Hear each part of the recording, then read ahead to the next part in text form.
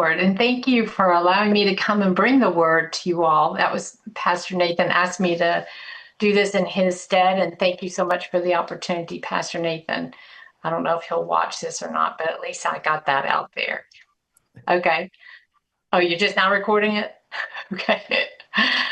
All right. So welcome tonight. I hope I have a message that will inspire you and encourage you, and also something to kind of use maybe in your life that you can just kind of make application in your life. So the title of the message is Plenty with Some Left Over. And if you could, if God had another name, it would be Plenty with Some Left Over, because that is just how he treats his people. The scriptures start with Mark 6:35 through 44. By now, the hour was already late. So the disciples came to Jesus and said, "This is a desolate place, and the hour is already late. Dismiss this crowd so they can go to the surrounding countryside and villages and buy themselves something to eat." But Jesus told them, "You give them something to eat." They asked him, "Should we go out and spend 200 denarii to give all of them bread to eat?" He said, "Go and see how many loaves you have," he told them. And after checking, they said, 5 and 2 fish. Then Jesus directed them to have the people sit in groups on the green grass. So they sat down in groups of hundreds and fifties. Taking the 5 loaves and the 2 fish and looking up to heaven, Jesus spoke a blessing and broke the loaves. Then he gave them to his disciples to set before the people. And he divided the 2 fish among them all. They all ate and were satisfied, and the disciples picked up 12 basketfuls of broken pieces of bread and fish. And there were 5,000 men who had eaten the loaves. When that, I think that number does not represent like all the women and children. So there were a lot of people there. And from what I understand, they all ate to their fill because there was so much left over. So many times the physical represents the spiritual. In this situation, Jesus was always teaching, expounding, exhorting, explaining. He fed their spiritual hunger. And in some cases, he was actually healing them and delivering them from oppressive demonic, forces. It would be completely natural to think that he was concerned about their physical hunger as well. So when the opportunity presented itself, he wanted to feed them. He wanted to go on and show them that he could feed them as well. But they're not surprised. I mean, would they be surprised? Because they all knew the stories of how manna was stored up in heaven for the Israelites as they came out of Egypt. They all heard those stories. And really, to be honest with you, he didn't have to bring that out from something that they already had. He just provided it. So he just, instead of sending them away, of course, that would have been silly. They don't have a Walmart there. He said, "You give them something to eat." So they did.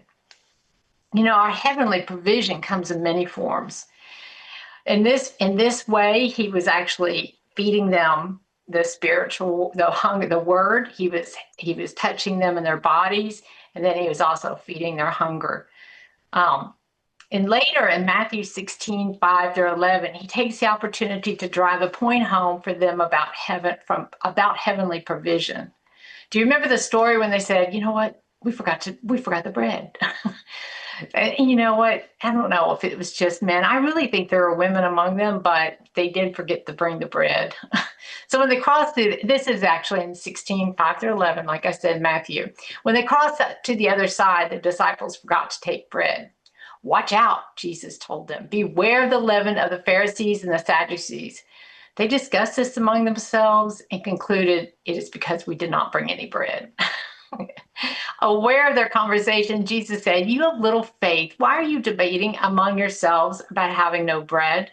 Do you still not understand? Do you not remember the 5 loaves for the 5,000 and how many basketfuls you gathered? Or the 7 loaves for the 4,000 and how many basketfuls you gathered?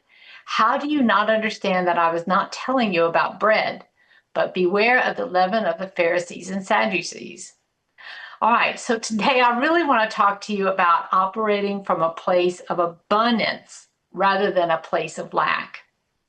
As I was reviewing my notes tonight, I really think I need to share my testimony. I was a homeschooling housewife, like a homeschooling mother housewife. And so I was pretty much located at the house. I'm very active in the local church. So I had my hands full.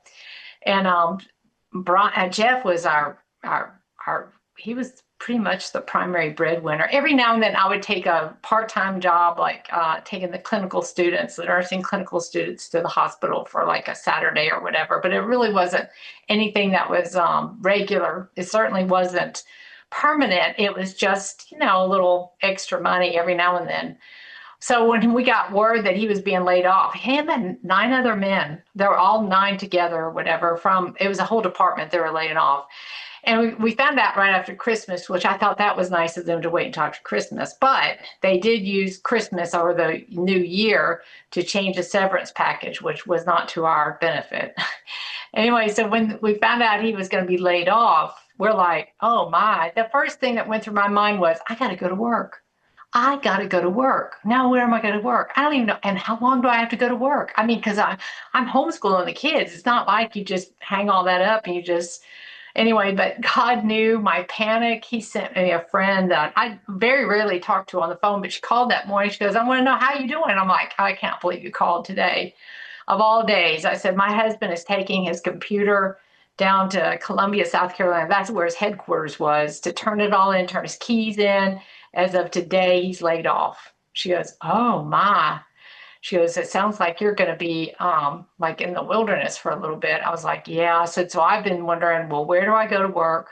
How long do I have to work? And how much do I need to make ends meet? She goes, well, what is your job? And I said, well, I'm a nurse. I said, but at home, she was a homeschooler too. So she knew exactly what I do. I'm a homeschooler kid. She goes, did you lose your job? And I was like, oh no, I still have my job. She goes, but he lost his job, right? And I was like, yeah, he lost his job. She said, well, then why do you have to go get a job, leaving your job to go get another job? I was like, that's a good question. Anyway, so then she proceeded to tell me how she and her husband could not find a job for a whole year, and God provided every single one of their needs, every last one of them. She said it was a miracle. I don't know how he did it. She said, but we had every bill paid. We never had the lights go off, nothing. She said, when God allows something like this to happen to you, he knows how to provide for you. So all of a sudden I got new energy, and I was like, I had a better direction as to what to do. It was not my responsibility to go get a job. My job was at home with the kids. Besides, I just knew that in the back of my mind, if I left that for my husband to do, I wasn't going to get a hot dinner on the stove, and I wasn't really going to have the kids homeschooled. I mean, it just takes a certain kind of personality to get up in the morning and homeschool the kids all day long, have dinner made, and then go to preach at the church. I mean, I just didn't think he could juggle all that. That's just not his type. That's not why we were together. So I hope you're not laughing or anything. And I know he's going to hear this, but that just wasn't his thing. As a matter of fact, I saw it causing more friction between us than unity. So it was probably not the best idea at all. But it's interesting too, because once I calmed my nerves down, I actually had him speak to me, and he goes, if you go get a job at this point, you will be longer in the wilderness than you have to be. So you can be like so out of the will of God, trying to fix things according to your ways, when that's not exactly what he told you to do in the first place. And that's some great lessons I learned. It was 8 months, and we lived off the small severance package they gave us. We lived off of South Carolina unemployment, which they gave so little compared to what North Carolina would have given. And we also lived off of his business account that he had saved up because he was going to go buy a car with or put down a down payment with it. So we had all that to live off of. But we had so many abundant just miracles. We had a friend that worked at Walmart in the freezer section. He called us up and says, we're marking down a whole bunch of stuff in the freezer department to 25 cents a box. We had so much stuff in our freezer, we couldn't shut our freezer door. Now, you don't usually hear stories like that, but we literally had to live in faith. And we even got to take a very small vacation up to see his dad and stepmom. So we got to explore the Amish country, and it was just a wonderful time that I would never trade for anything, because I learned that God is my provider. And if we have a job, that's because God gave it to us. And that, I remember driving down the road and thinking, that man has a job. Why can't my husband have a job? I was like, I couldn't understand. But then I thought, the benefits, it just really brought cohesion in my marriage and our family. And we learned to do puzzles, put puzzles together for entertainment. It was a wonderful time. So, like, if things like that happen to you, there's a reason behind it, because God is our provider. And he decides how he provides for us. He's sovereign in how he chooses to provide for us. As a matter of fact, we see that in the Exodus, when the Israelites come out of Egypt. They were no longer eating the leeks and the garlic and all that stuff. Instead, the Lord said, well, I'm going to feed you. He gave them quail. Now, I know one time the quail had some kind of plague in it or whatever, but he did give them quail that wasn't so bad at first. And anyway, he also gave them, manna. He just produced manna out of nothing. But when it came time to go into the promised land, he did not produce manna anymore, because he is sovereign in how he gives us, how he provides for us. So it's so important that we recognize that. I love what the scriptures say about his provision. Psalm 23:5 says, you arrange a table before me in front of my enemies. You anoint my head with the oil. My cup overflows. That's an abundance. That's not just what we need. That's an abundance. We can't shut the freezer door, because there's so much. And in Luke 6:38, give and it will be given to you. A good measure, pressed down, shaken together, running over, will be poured into your lap.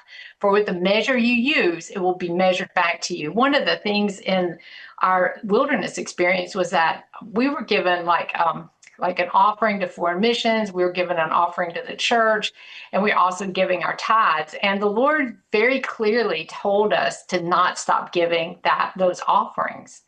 So this particular scripture says, if you give, it will be given back to you. Yeah.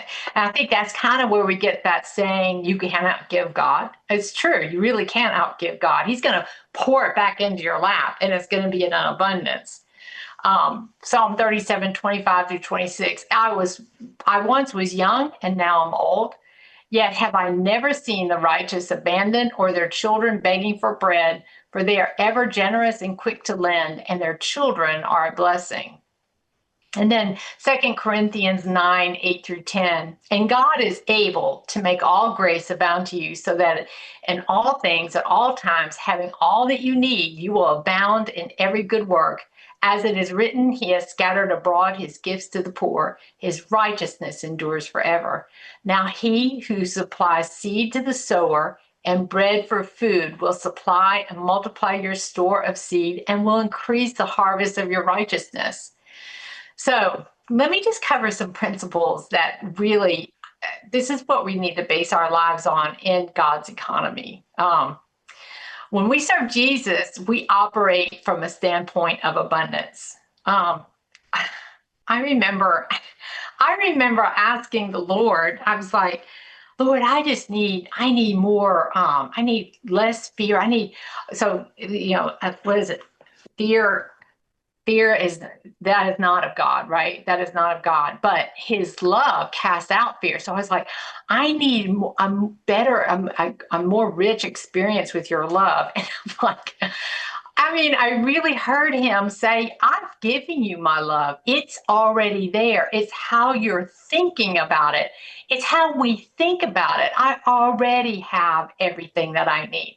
I don't have a need or a want for anything. He provides all that we need.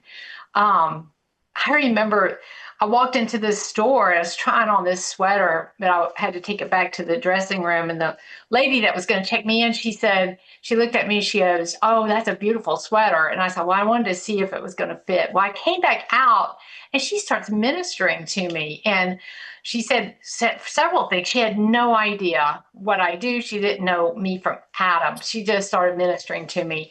And then she said, the Lord wanted me to tell you that anything you have need of, he will provide. And when she said that, I was like floored, because at the time, it wasn't that I needed material things. I needed faith. I needed strength. I needed some things inside of my spirit, so that when I saw things go awry, or things seem to be out of control, or maybe they're chaotic in my life, that I go to my reserve. That's what he has already given me. I needed that in my life. And that's what she was telling me. You have everything that you need. If he's already provided it for you. And I love that. Anyway, when we serve Jesus, we operate from a standpoint of abundance. I've got plenty.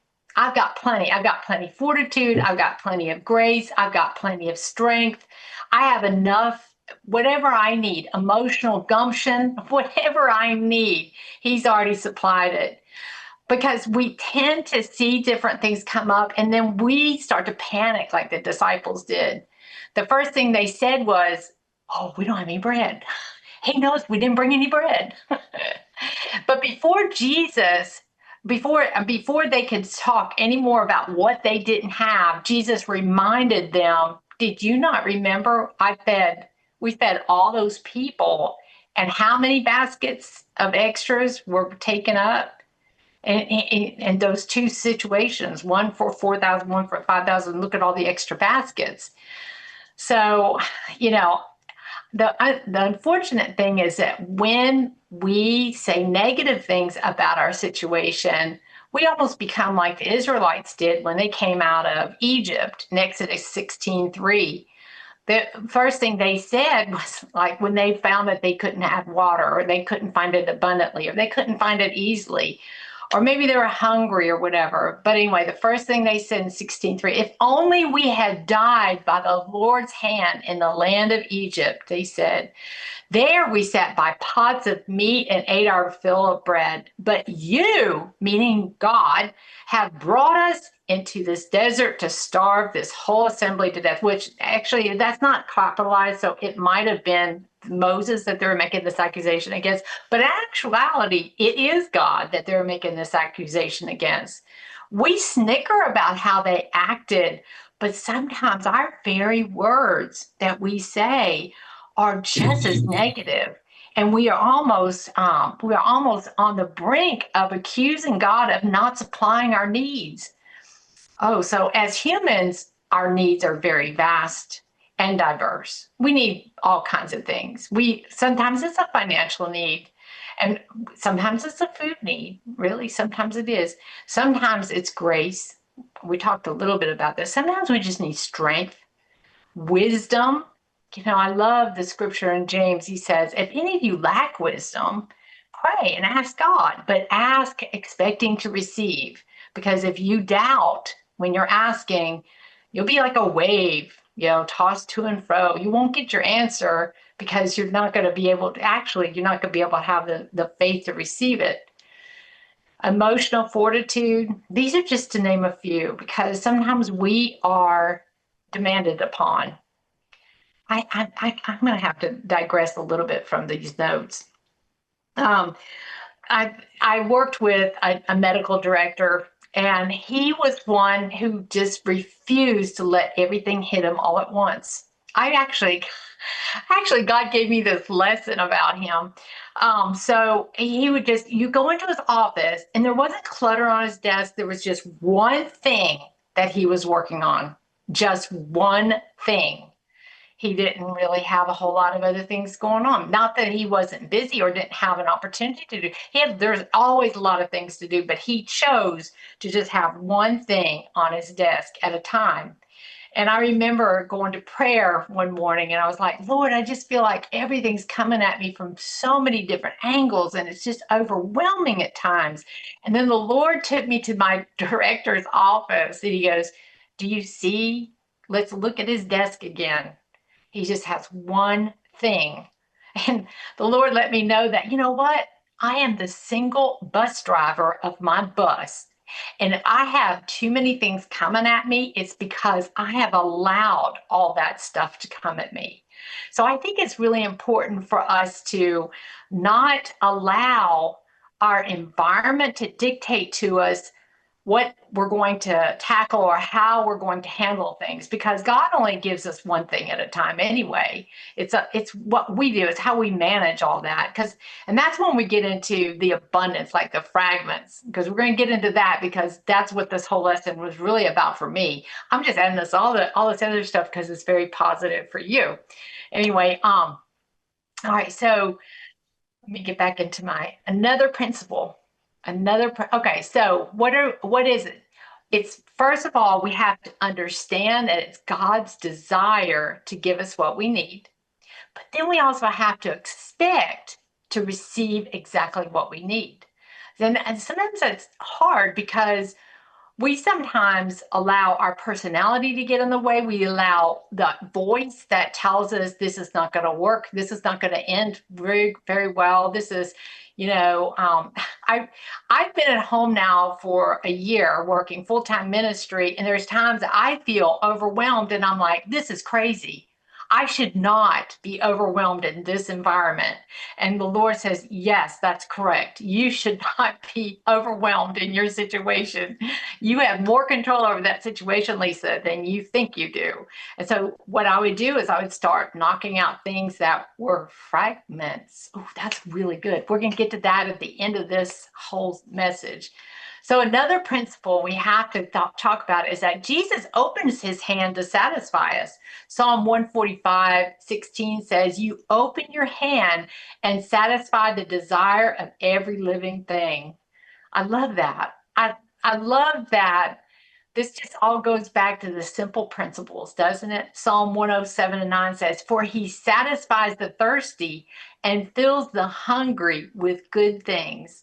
You know, there's really no qualifiers except for you have to have a need.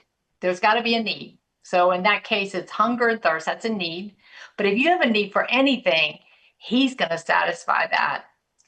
All right, in this story, when the topic of sending the masses to the local Walmart to be fed, Jesus tells the disciples, you feed them. But you remember, he said to us before he left it bodily from us, he said, truly, truly, I tell you, whoever believes in me will also do the works that I am doing.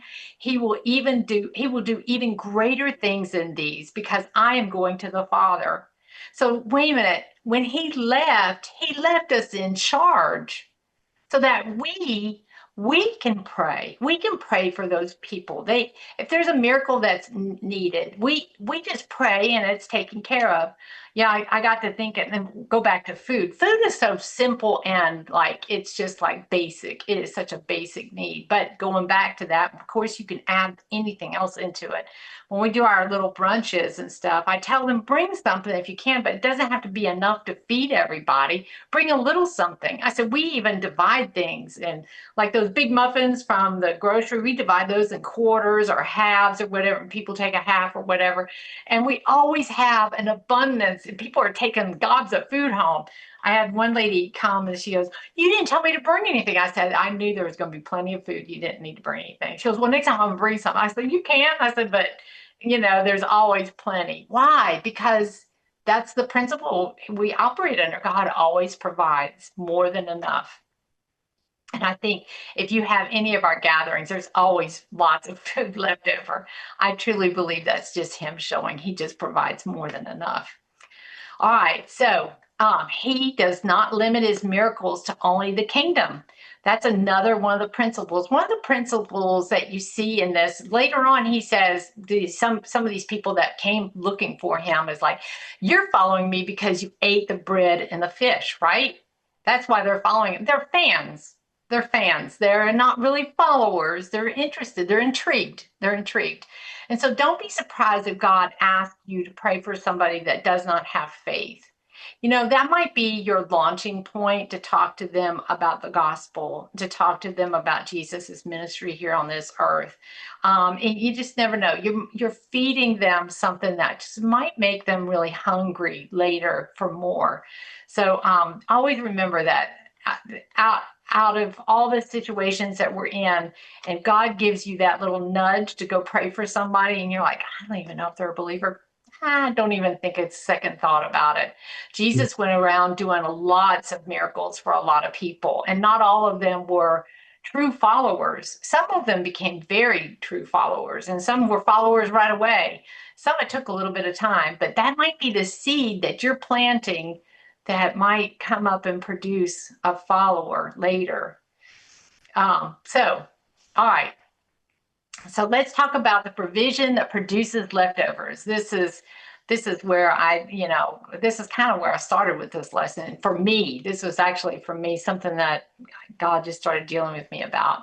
Every day we are given enough faith, enough grace, enough strength to accomplish that which needs to be done.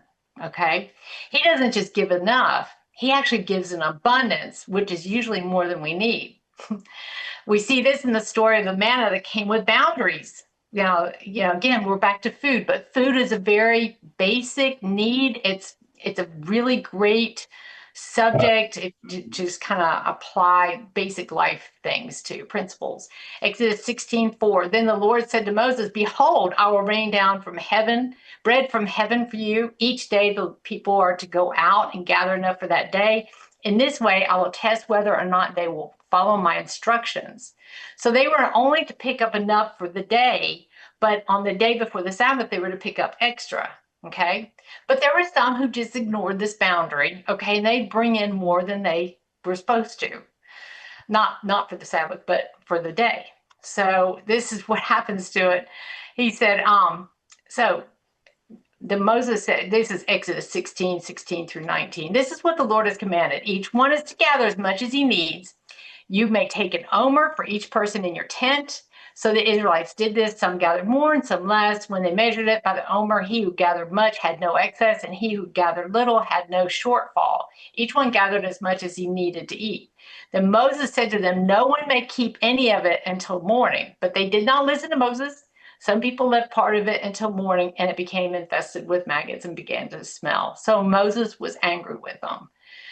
So Jesus demonstrated that the Father always provides more than enough. The question is, do we expect it? And then what do we do with the extra? In the case of the feeding of the multitudes, it is evident that Jesus was concerned enough about the leftovers that he had the disciples pick up the fragments. This is just kind of interesting. He wanted them to pick up the fragments, but he also wanted to count the baskets, right? They were not left there to rot. They were meant to be counted for. And so that's why there was 12 baskets after feeding the 5,000 and 7 baskets left over after feeding the 4,000. So how do we apply this to our daily lives? We are given time every day. And this can be applied to so many other areas. We're given time every day. We're given food every day. This can actually go into, what are you doing with your leftovers? Do you just throw them in the garbage, or do you try to use them up? Do you try to, are you respectful of those leftovers? It's really interesting. But many, if not all of us, spend some of that time in prayer and the word and taking care of our responsibilities. But what do we do with the fragments of our time? You see, at Christmas time, I started feeling overwhelmed. I always feel overwhelmed at Christmas. If you're a woman, Christmas it can be almost like a trigger or something. It's just oh my gosh, so many responsibilities, so many things to do, right? But the Lord started dealing with me. He goes, but I want you to look at what you're doing with your extra time. And there were just some things that they weren't sin. They weren't even really, well, they could have been weights, but they really weren't things that were bad. But in that situation, for that season of the year, I needed to tune some of that stuff out and start really listening to just the Lord. Let's see. In today's culture, it's normalized to spend our fragments of time catching up on social media, watching our favorite series, or engaging in some other distraction. But what if these activities are actually breeding maggots? What if we are undoing all the good stuff that we are digesting from the morning meditation or last Sunday's word feast? The word falls on all types of soil. and one of which seemed to be okay until it was realized that there was no cultivation. Remember Mark 4:18, others are like the seeds sown among the thorns. They hear the word, but the worries of this life, the deceitfulness of wealth, and the desire for other things come in and choke the word, and it becomes unfruitful. So maybe we should be much more conscious and mindful of how we spend our fragmented time. Yeah, I just saw that Or too. what So about water. the extra financial blessings that we have that comes our way? What if God wants us to invest that into the kingdom so that he can pour out a bigger blessing later?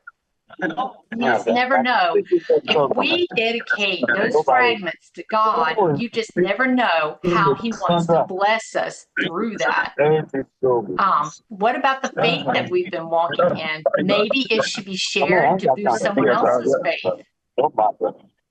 Just remember that every good gift comes from him, but it doesn't stop there. He uses us to demonstrate to the world his love for all of us. I think that's the end. I think somebody's got their unmuted. I can mute them, but I am finished. So, Sister I Lisa, hope I'm you've gotten sorry. something. I Sister hope Lisa, you've this gotten is something. Pastor Don. Brother Winston, Yes? Brother Winston, would you please mute your phone? Thank you. Go ahead, Lisa. Oh, I was just going to say, I hope you've gotten something from this. To recap, just remember, if you expect good things to happen, your provisions to be met, your needs to be met, then that is exactly what God's intention is. I always said, if your expectations match up with God's intentions, that's when miracles happen. If you understand that it's coming, it just might not be coming in the way that you thought, or maybe it's not coming at the time that you thought, but you're still expecting it, then you're in line for a miracle. And then those things that come up that are just extra, I mean, just extra, because he gives so much. Use those to the glory of God. Make sure they don't choke out the good things that God has already planted in your spirit. Just be mindful of how you use your fragments, the leftovers. Don't allow them to steal from you. Anyway, so I hope that's encouraged you. I hope it's not too overwhelming. And I know I was all over the Bible, all the way from Exodus up to Psalms and into the into one of the biographicals. But anyway, I hope you've enjoyed this, and just take what you can from it and use it, apply it to your life.